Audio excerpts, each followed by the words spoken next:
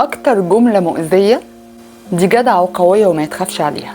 ولانها جدعة وقوية محدش بيهتم بيها ولا بيحارب عشانها ولا معاها، وبتفضل طول عمرها تواجه مشاكلها بنفسها ولوحدها، لانها جدعة وب100 راجل. لانها ايه؟ لانها جدعة ولانها قوية.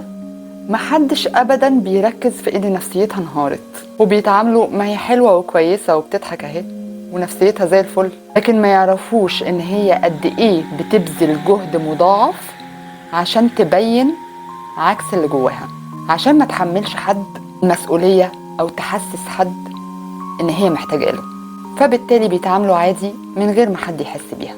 لكن الدلوعة الكل بيخاف عليها وبيداري غلطاتها عشان هي حرام مش بتعرف تعمل حاجة لوحدها.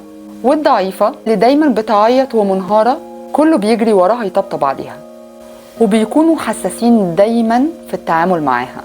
أصلها ضعيفة يا حرام، مش كفاية اللي هي فيه. وبتلاقي الجدعة القوية على حافة الانهيار نفسيا وصحيا.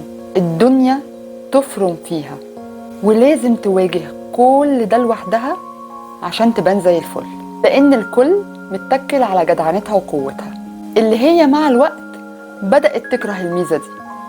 الجدعة القوية دي أضعف بكتير من اللي بتبان عليه، بس هي اللي عودت الناس على كده وهي دي غلطتها.